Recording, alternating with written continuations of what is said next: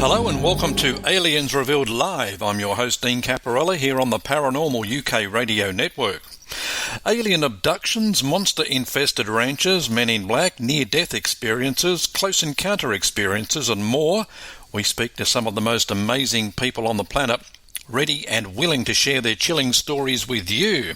And they all come from the Aliens Revealed Live files here on the Paranormal UK radio network. So, what is a walk-in soul? Does it literally mean what it implies? And the answer is a resounding yes. But figuring out whether you are a walk-in soul is not as straightforward. Sheila Seppi is author of the landmark book on the subject, Walk-ins, the Cosmology of the Soul, and she says figuring out if you are a walk-in or not will be different for everyone. It's not immediately obvious to everyone that a change has taken place. In fact, it's the people closest to you who may actually give you some clue that you're different. And yet, there will be people who will know immediately that they are a walk-in.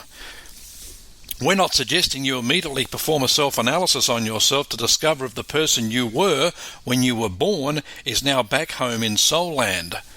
Seppi says in her case it wasn't immediately known, she just started feeling like she didn't belong, and the clues that something was different came from people closest to her. Gradually she realised that her old self wasn't there anymore. And again, there are several reasons why a walk-in soul will or has to change places.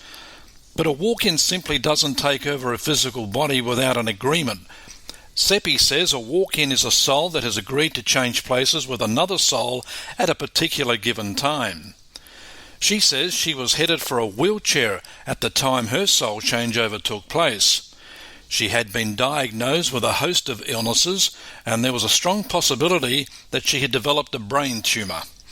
Right before the soul exchange took place, Seppi had just been diagnosed with bone cancer and was walking with a cane, and it wasn't looking good. But on September 23rd, 1999, it all changed. Sheila Seppi is joining us to tell us what happened. Hi Sheila, how are you today? I'm great, how are you? Really good. So I'm tipping that a lot of people have no idea what a walk-in is, so can you start by explaining the term walk-in? What does it mean? Sure. A walk-in is a soul that has agreed to change places with another soul at a particular given time. Now, most walk-ins have a contract to do so. However, there could be some emergency situations where an accident occurs and a new soul comes in as the old soul leaves.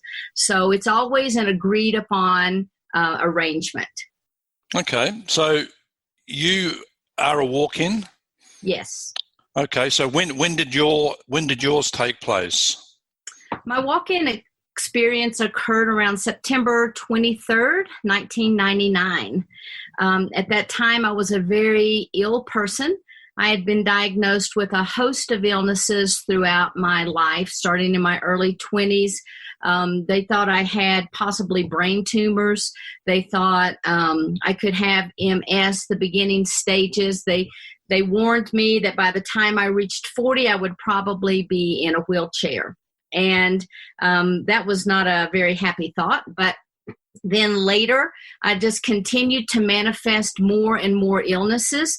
And by the time I was in my late 30s, I started having, I was walking down the steps. I put my hand on the handrail and my clavicle shattered. And I went to the doctor. They sent me to an oncologist, and I was diagnosed with bone cancer. And so at one point there, right before the walk-in came in, I actually was walking with a cane. It was very difficult. I couldn't play with my children or anything. And so at that point in my life, I had a very firm belief system that did not include anything extraterrestrial, did not include anything to do with past lives, nothing metaphysical. I thought it was, a cop-out for past lives, etc. And so I went to bed, a very sick person, and what felt like around 7 o'clock the next morning, it was like someone reached down, grabbed me by the hair of the head. I sat bolt upright in bed, and it was like lightning ran through my body. And I don't know how long I was in that space, but as I began to come back to myself, then the peripheral vision came in first and then the frontal vision. And as I looked around the room, everything was the same, but everything was different. I came in with clairvoyance and clairaudience and all the clairs, which I didn't even believe in.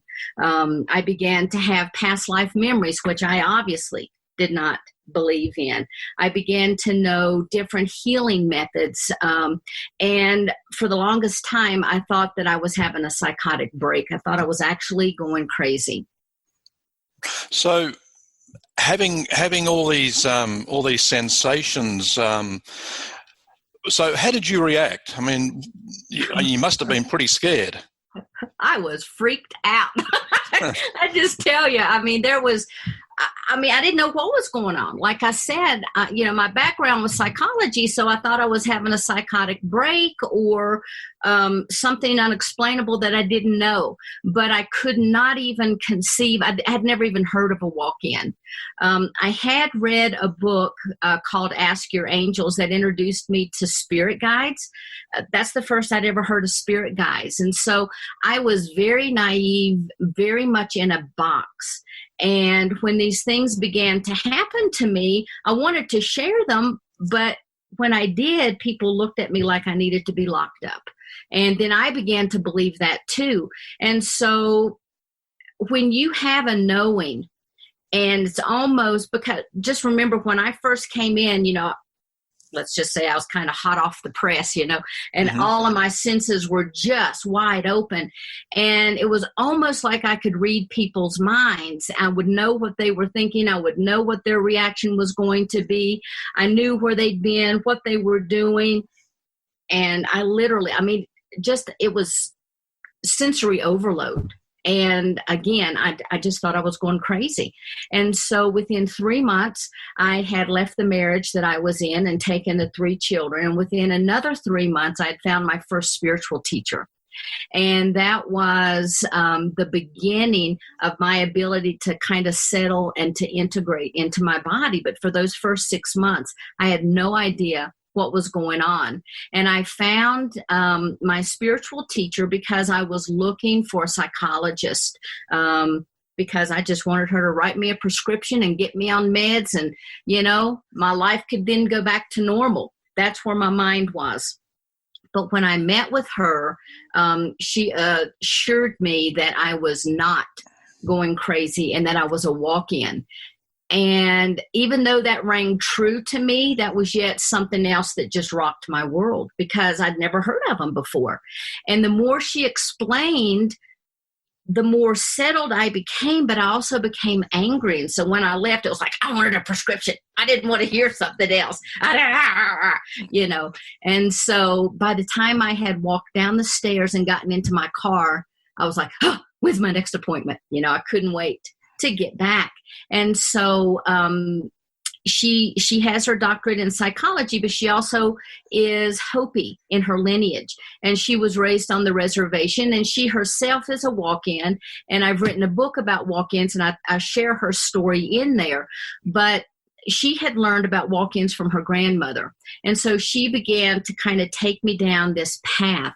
And I used meditation, basic shamanic principles, and I found that was my salvation, learning to settle within myself. And then over the course of 10 years, and it literally took 10 years to heal, the body itself was healed immediately when the walk-in came in. Right. But then it was the struggle of learning to eat healthy, learning to change my attitudes, learning to break behavioral patterns, learning to deal with cellular memory. Things would come up, I would respond a certain way, and it was just a reaction. And I had to learn or relearn how to communicate effectively, how to settle within myself and to be a mom. So was your consciousness the same? Was that maintained even after the walk-in happened, like your previous consciousness? No, it was not. Everything about me changed. Everyone around me noticed, and everybody thought I was crazy. Because immediately when I came in, I knew my children, I knew my husband, I knew my mom, my dad, my sister. I knew I came from a big family, but I didn't have this innate connection with everyone. Now, obviously, my immediate family, I did. I was very blessed to come in with that type of a strong connection. And through time, my mom sat me down and said, look, I think you have the beginning of Alzheimer's. Because she would talk to me about family members, and it was like, whoosh, Wow. I had no idea what she was talking about. I would meet people when I would go back to visit my family, and I had no idea who they were. I went to a cousin's funeral, and people I had gone to school with and other family members, oh, hey, how you doing? And I'm like, oh, I'm great. How are you? You know, I learned to begin to deflect a conversation and to kind of pretend that I knew what they were talking about, because, you know, you just don't go around telling everybody, I don't know who you are, you know, because then that just, you know, reinforces, yes, I have gone crazy. And so my mom witnessed that so many times that she wanted me to seek help. And I finally said, okay, Mom, look, I'm a walk-in. And I explained what the walk-in was. And when I was over, I expected her, you know, to kind of pat me on the head and say, honey, you know, we need to get you some help. But instead, her response was, do you mean I'm not your mom? It's like, no, you're my mom, just to a new and improved version, you know? And so she could handle that. And she saw all of the differences. I went from, you know, struggling with reading, struggling to communicate, struggling to articulate myself, to a total opposite personality. I still don't have a lot of memories, even about the children, but if someone will show me a photograph and they explain the situation, it's kind of like I can pull it forward, sort of like, you know, if you watch a movie and you forgot about the movie and then you start watching, it's like, oh, wait a minute, I think I've seen this movie. That's kind of where I was. Yeah. So 2 questions here. Firstly, why do walk-ins happen, and what happened to the soul you had previously? Where does it go when it leaves? Okay. First off, walk-ins occur with a agreed upon situation. And so there has been a plan in place for hundreds of years. It could have been 50 years. I don't know how long that plan was derived. But the soul that was in the body left and has continued on its journey, whether that was for soul healing, to prepare for reincarnation, I have no idea. But I do know that when I entered the body, I came in through the top of the head and help propel that soul outward, because it was very, very weary. It was very tired, and I believe that it must have taken on a little more than it could handle. And so it left. And I do remember when Barbara Lamb did a regression with me, I saw the soul coming in, and then I saw the soul leaving, and there was a ship waiting for that soul. And so that soul was an Arcturian soul, and it had already imprinted various neurological subset that I would need to be able to come in, because I also came in as an Arcturian soul. And so there was already a blueprint that I could start to build from. And so again, I guess there's always a soul contract, and it's agreed upon situation, and the soul that I had left and continued on its journey. So, yeah, I'm still trying to wrap my head around this all. You say so what did the soul look like when you saw it coming in? Can you remember? It was almost like it was just pure white light, and it just happened just like this. So it was more or less like a streak that I saw come in. And then being in the body, it was like it was there for just a millisecond, and then the other soul went out. And when it did, it was kind of like a flash of light, and then it went up. You know, it wasn't something that was slowed down, that I actually saw, you know, very slowly, an essence leaving the body. And that's what I would envision it would be. But from the experience, and then what I saw again with Barbara Lamb, it was just very quick in a flash. Yeah. So you mentioned the Arcturians, and we've heard quite a lot about the Arcturians. I mean, we as a Christian, I think of a soul being delivered from heaven. Yes. I mean, are all the souls in one place? Are they all one species? You mentioned Arcturian. I mean, I thought a soul would actually be neutral. Okay. My understanding of what I came in with is we all are part of Source, being God. Everything is God. There is one God. There are many creator aspects to that, but there is one God, one Source. And from this Source, it is a conscious essence. And this essence desired to grow, to know itself, to be able to experience. And that's why we are here, to experience. Everything that we know, we learn is kind of uploaded, all right? So we could look at ourselves kind of as mini computers. When Source fractalized and went out, there were many other essences that I plan to talk about in the next book that I'll be writing on the soul. However, for now, what was developed is, for me, I heard the Shantias Khan, okay? The Shantias Khan holds all of our memories, all of our experiences, all of our everything that we have from lifetime to lifetime to lifetime. That is a part of Source, okay? As we come in, I saw everything as a swirl like this. And we come into the human form and attach. That swirl is considered our higher self, okay? What attaches to the body becomes the soul. And the soul is then the personality of the lifetime. And if you want to, you could even look at the Shantias Khan as being the big soul and the little soul, okay? Because our souls are so massive. But what I also understood is that because our souls are so massive, we're having multiple experiences all at the same time. Some people can tap into that through prayer, through meditation, and they can experience or just get a glimpse of some of those other lifetimes. Some people think that past lives that we're remembering are also experiences that we're currently having, because the Shantias Khan is so big. And so when we come in, that essence is still connected to the Shantias Khan through the higher self, and the Shantias Khan itself being part of God or Source.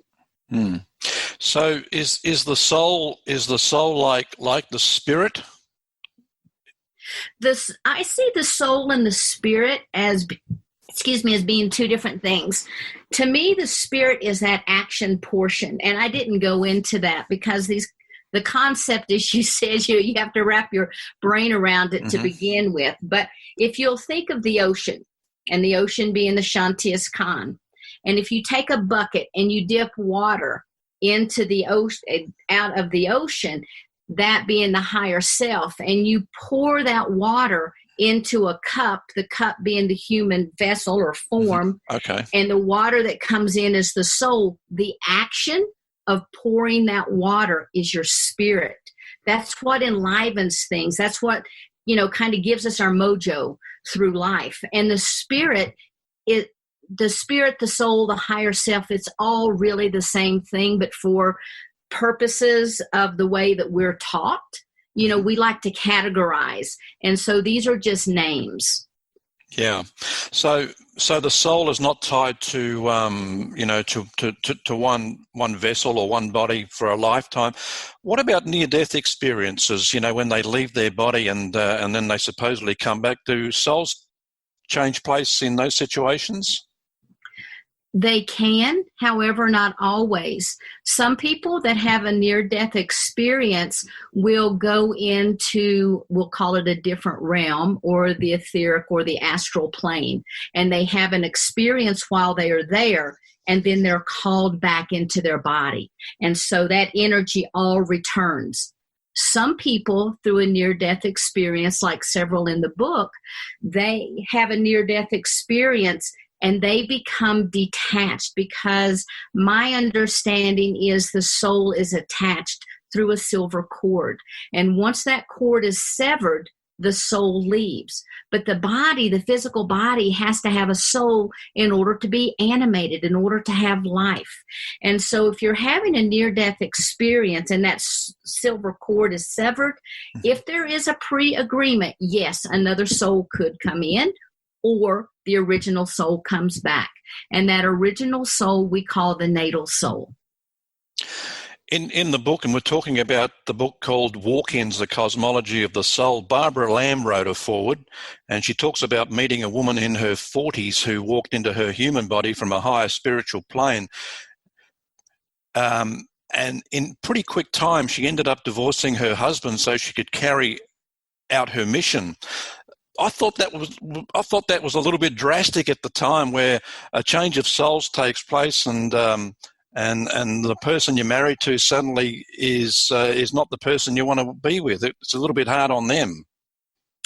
It can be very hard on them, and I'm sure each situation is different. But when people marry, they come together because they have a like resonance, a very same frequency. They may have the same interests, the same life goals, but if you have a new soul that comes in that has a mission of their own separate from what they were originally committed to in the marriage, then that soul doesn't have a resonance with this person because they're no longer part of their mission. Now, not all walk-ins that arrive go through divorce experiences. However, a majority of them do, but it is only because that, and they too, because I believe in soul plans, and so they have agreed that this will occur to them as well. Another one of the examples in the book that really caught my attention was when a procedure was taking place with a particular for a particular gentleman who was about to have a walk-in performed, and right before the walk-in was about to take place, the soul that was about to walk in said, his team thanked the surgeons and then wished him luck, and then thanked the sacrifice he made for releasing him. So I got the feeling that several times during the book that coming into a human body is not a soul's first choice. It seems like it's, coming here to be a human is somewhat of an ordeal.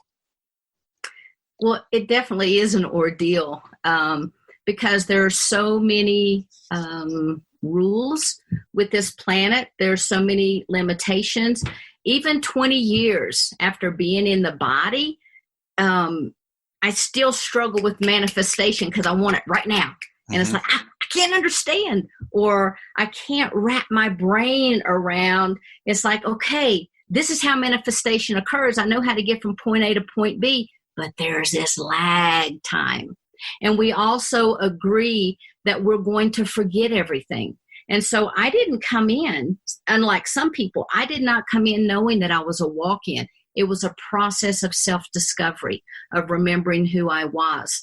And with this particular gentleman, he was able to witness something that I didn't witness. And so I can't speak. I can only express what he shared with me. But I do know that prior to coming in, there has to be a lot of preparation to the body. And not just the physical body, but the emotional body, the spiritual body, etc. And so we have what's called the Etheric Blueprint.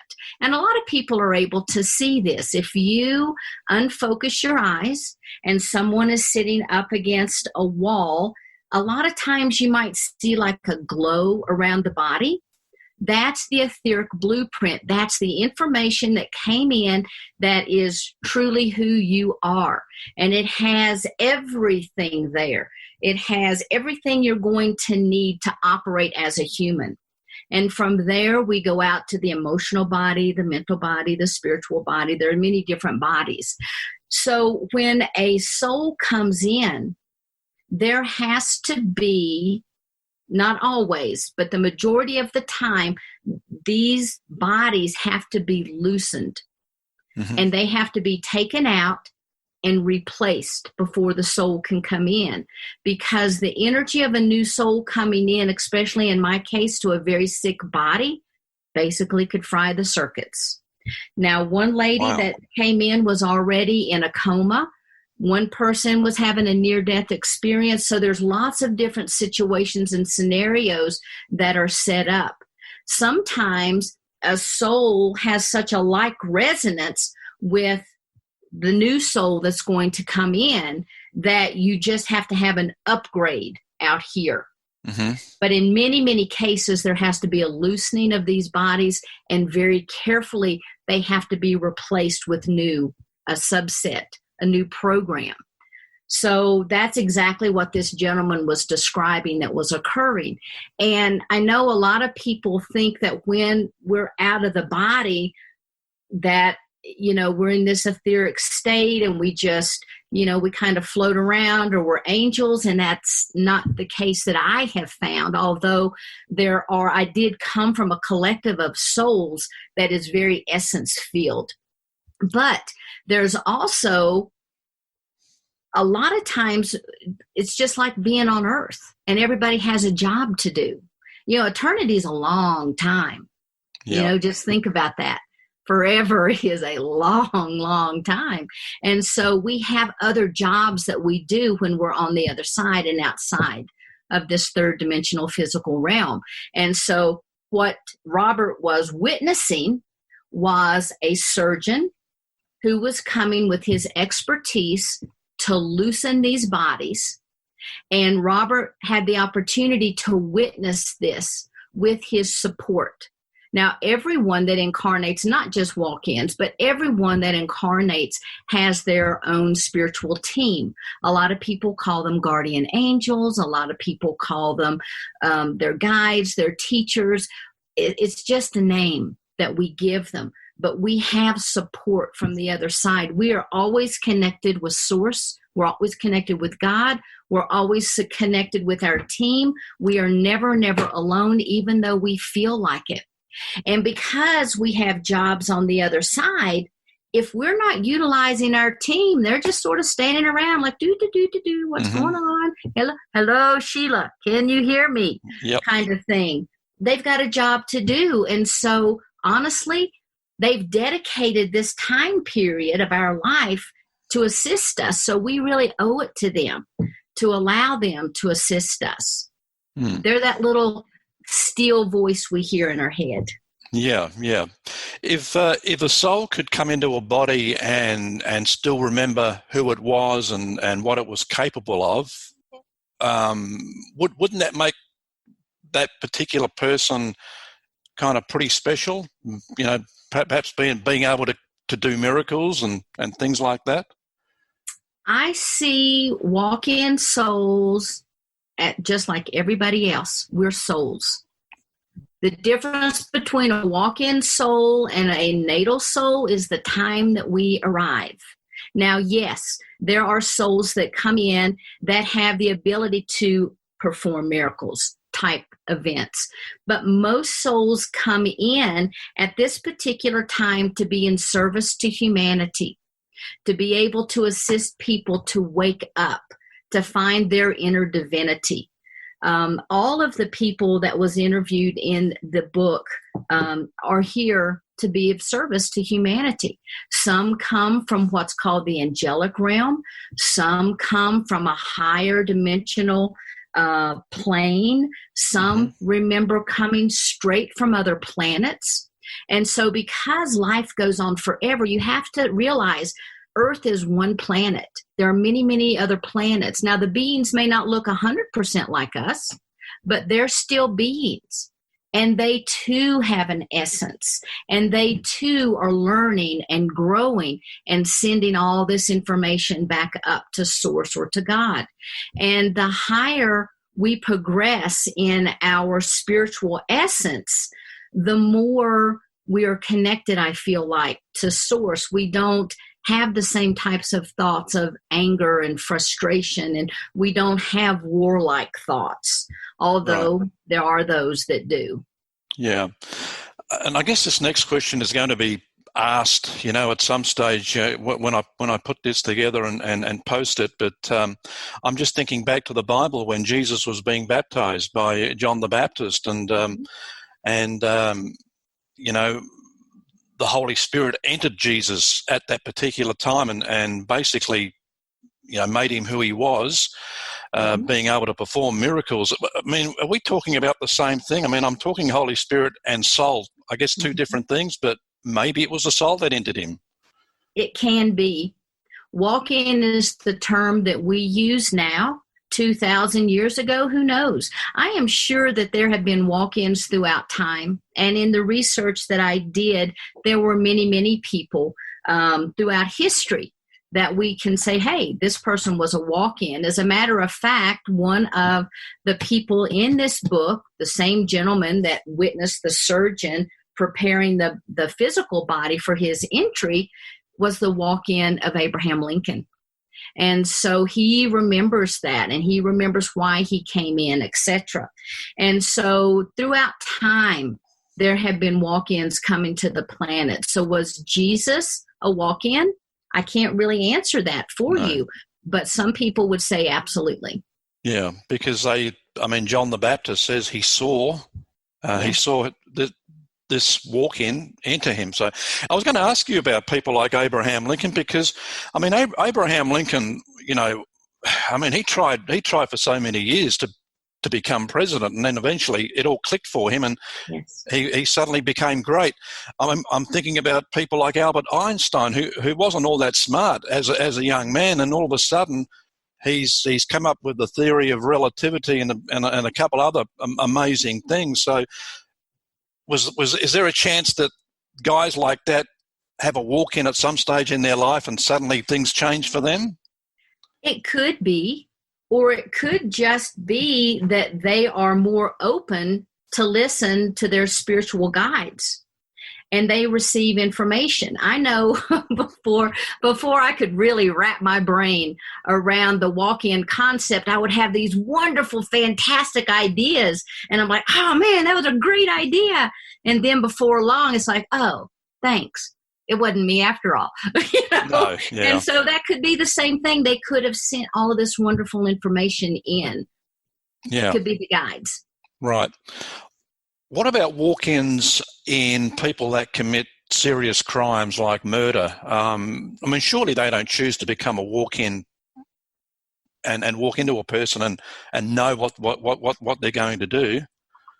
Okay, there's two things. First, honestly, I've never met a walk-in that is not in service to humanity.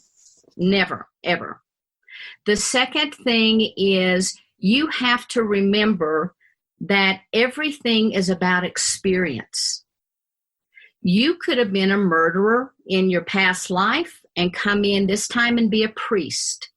It's all about experience. And I used to tell my students, if you're going through town and you see someone that, they're laying in the ditch, they may be drunk, please do not judge that person, because they may be the one that's ascending in this lifetime.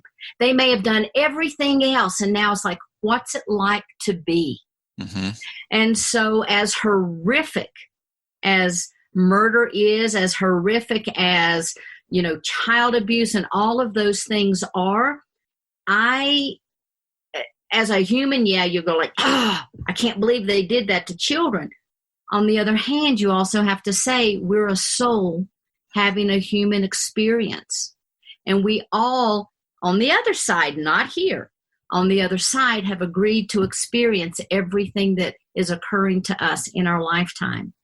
Now, in human form, there is no way under the sun, anyone will say, oh yeah, I'm going to sign up. Yeah, I'll be a battered wife. Yeah, I'll be cut up with bottles and have my throat slit. Sure, I'll do that. There's no way we would do that.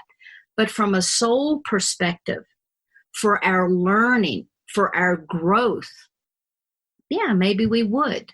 Mm.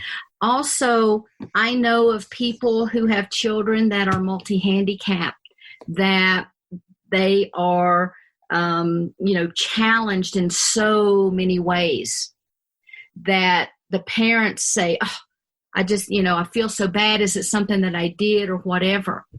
My remembrance is there are souls lining up for these very special bodies, because it may be if someone does not have the use of their arms and their legs, but they have their cognition, but yet they can't communicate, what's happening in their life? They're being nurtured. So what if they're only here to experience unconditional love, to allow other people to nurture them? So There's so many reasons that things happen. I don't claim to know the answers to these things. I know in my mind how I look at things and how I perceive things and how things have been presented to me. But everyone has to make their own decisions about this. And there may be people that hear this and it's like, this is the craziest thing I've ever heard. Well, guess what? I thought that too. And then I lived it. And then I experienced it. And I know for me that this is true. Yeah. You may not be able to answer this next one too, but I often think of, babies that are aborted. And I mean, it's an epidemic in today's world, but yes. What happens with the souls that are lining up to be that baby? I mean, what happens when the baby's life is terminated? Do they go back to the drawing board and pick another project? Okay, two things with that. Number one, it could be that soul, that there's not a soul that's attached yet. Because my understanding, the soul comes in and out of the body many, many times until that first breath of the baby is taken, when that silver cord attaches. Okay? So that's the first thing. The second thing is maybe the soul is attached, but think what's happening in the womb. There's an explosion of cellular growth. There's this mitosis. There's a creative force that's happening. What if that soul only needed to experience that creative force? Because I know when I came in into the body of a 38-year-old woman. And I didn't need the birth. I didn't need the toddlerhood. I didn't need to go through the adolescence. I didn't need to go through the adult phase, the early adult phase. I needed a mature form to come into. But what if the soul only needed to experience that explosion of cell division? Right. When I leave this body, I will go back with all of the memories that I had from being 38 years old forward. Right. The infant that's being aborted is going to have the experience of creation. That's what they're going to take back with them. And maybe that's all they needed. Yeah. So how do people, I say it myself, it's almost like I really feel like I don't belong here for some reason, but how do people kind of figure out that they may be a walk-in? Gosh, that's really a loaded question, because it's different for everyone. Some of the people that I interviewed in the book, they came in and they know exactly where they're from, and they knew they were a walk-in the second that they arrived. For me, it was a process of self-discovery. And some of the things that happened to me made me feel as if I was crazy. I knew I didn't belong. And that feeling of not belonging isn't necessarily just for a walk-in. It can be for a soul that kind of wakes up to a new consciousness, and they find themselves on a planet that's going haywire. We've got greed, we've got corruption, we've got war, we've got illness, we've got death. Why would anyone choose to come here and experience that? I don't belong here. You don't belong here. This person doesn't belong. We all may feel like that we don't belong because the planet is no longer in resonance with who we are. Gaia herself, planet Earth, is a conscious being as well. And she has evolved into a different density. And I don't want to get into that right now, but in the book, Rob Gauthier explains all the various densities. And when I realized that Gaia herself is a conscious essence, it really made me aware of how I would like to be treated. And so I now try to treat her like I would. Littering is, most people would never do that anyway, but I really do try to take care of her. Right. So when you eventually leave this earth again, where will you go? Do you have any idea? I mean, will you be heading to another race of being somewhere in the universe? To my memory and to the experiences that I have had with regressions and in working with other people who are in touch with their guides, my guides, etc. I have lived many lifetimes. I have been a Palladian, I've been Arcturian, I've been Syrian. I started out in the angelic realm, helping to create other angels in what you might call the Elohim realm, not an Elohim, but kind of helping them carry out their job because they're the creators of form. I've been a mantis being. I've had Andromedan experiences. And all of those led me to a point to where before my incarnation, I was in pure essence. I was no longer on a planet. I was operating as pure consciousness with the understanding of all of these other lifetimes with other beings. And the job, so to speak, that I had at that time was sending love, support, unconditional love to the planet to help people wake up. And what one of my own memories was that in the late 80s, our collective came and began to really do a lot of work within the Earth's grid, the crystalline grid of the planet, the collective consciousness, if you will. And we began to send in unconditional love, higher vibrations to help people be able to wake up. And it's my belief that when I leave here, I will go back there and I will continue my work and I will take this new knowledge that I have and it may be able to help me do my job better. Okay.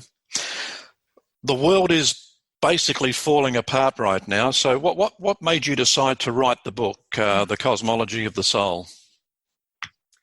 Well, I had always wanted to share my story. And when I first started out, I wanted to write a book just to tell people because, I've been a spiritual teacher for many, many years. And my students were always, you got to write this down. You got to write it down.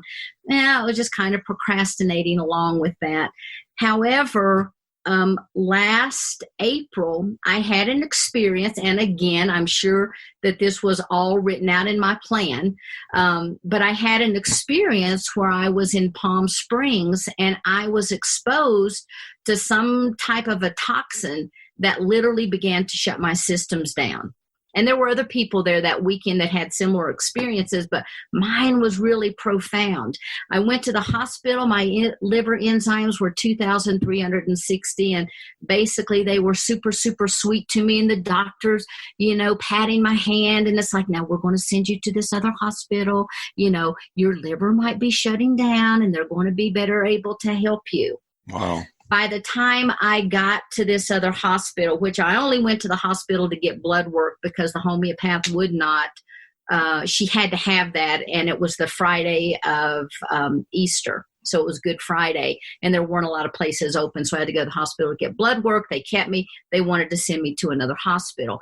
From the time I left one hospital and got to the next, and it was a 2-hour drive, my liver enzymes had already started going down, and that was because I also, in this third dimensional lifetime, I do healing work, and I study with a man called Dr. Randall Frank, who created natural healing that now is evolutionary quantum healing technique.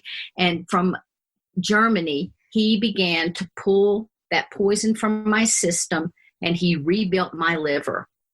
And the blood work just continued to plummet. I don't know what it is now, but the enzymes continued to go down, down, down. And over a series of a month, Randy continued to work with me. We had very strict dietary process that I went through. And during that time, there's not a whole lot you can do. I was used to go, go, go, go. And I'm just sitting there in the chair. And I was talking with Barbara one day, and she says, this might just be the time for you to start writing your book. Right.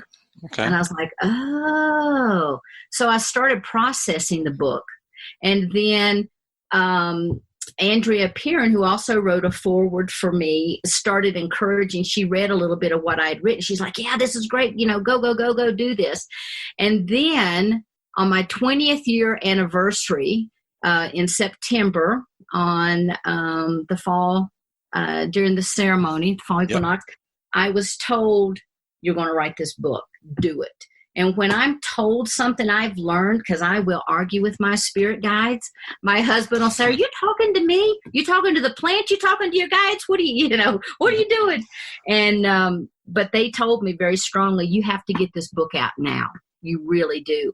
And so I just really last fall started conducting the interviews and reaching out, and it was like one door would open, another door would open, and it was just a beautiful process of things coming together and changing to where now I have this book that people can read, not only my story, but 15 other stories of individuals that had a like experience. Great.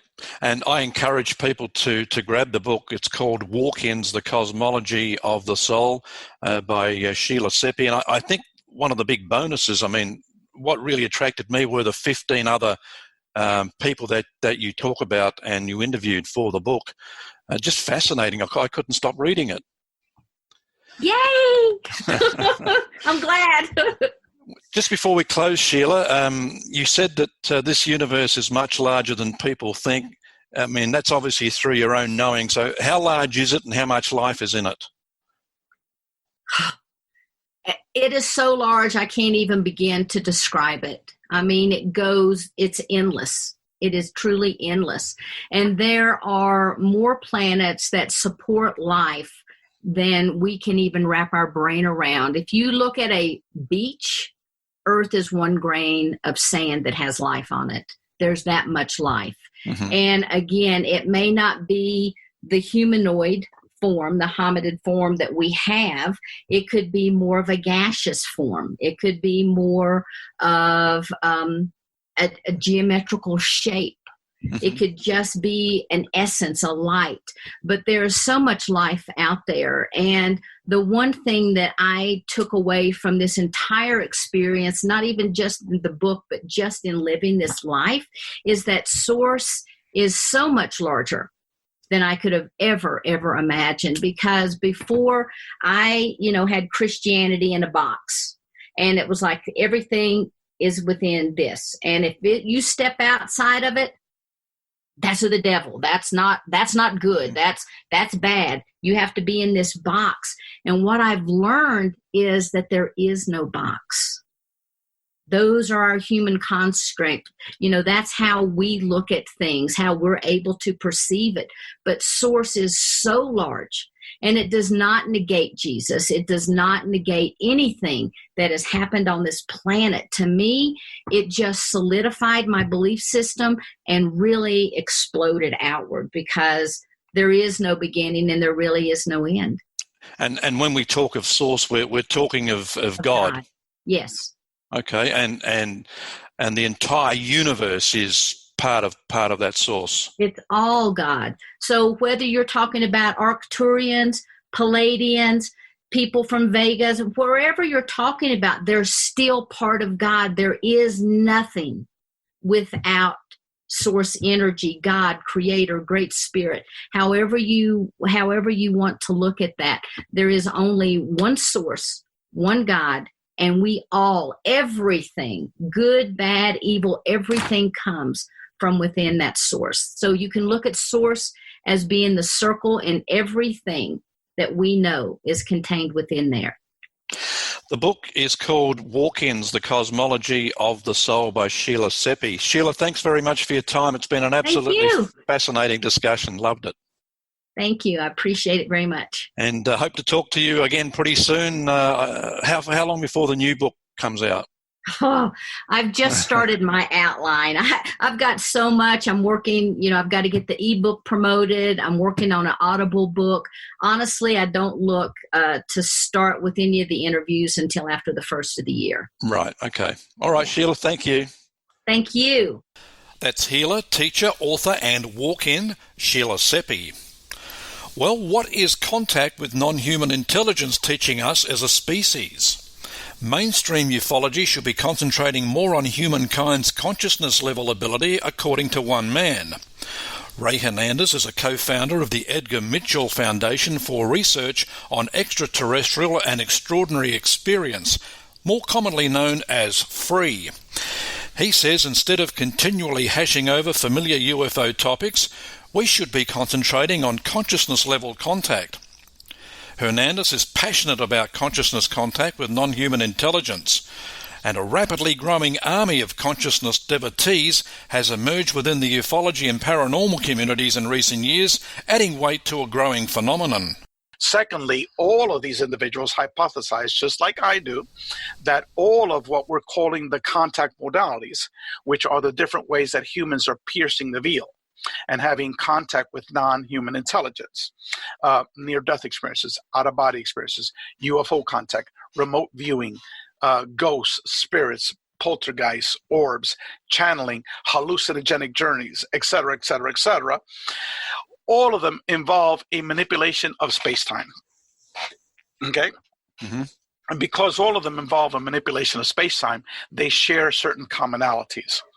And we have experiencers all over the world, as revered by our free experiencer research study, that are not just having UFO contact experiences. They're not just having NDEs. They're not just having just OBEs. They're having all of the above and much, much more. They're having all of the contact modalities, okay, throughout their lives, okay?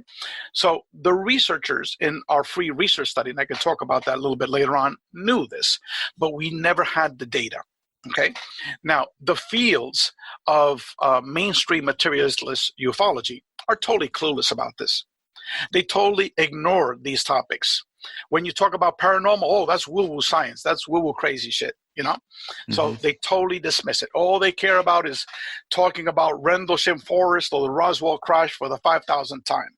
Or the new Tic Tac video that just came out, showing an Air Force pilot following a UFO in the field, okay? My perspective and the perspective of all the members in our organization is that what has that materialist approach contributed to a better understanding of the field of ufology? Okay, all of us argue very little. Okay, almost nothing. Okay, from 70 years ago, where has that knowledge taking place 70 years later? But let me backtrack a little bit, somewhat, and talk about the free experiencer research study. Then we could talk about the contact modalities. Ray Hernandez has been at the forefront in recent years, researching what our true reality really is. His research eventually led him to team up with Dr. Edgar Mitchell, the sixth man to walk on the moon. And before long, Hernandez was deep into the study of Mitchell's quantum hologram theory of consciousness. That's coming up next week on Aliens Revealed Live. Thanks for being with us. Don't forget to check out our site at arlhub.com. That's arlhub.com. And as always, keep looking upwards and take care.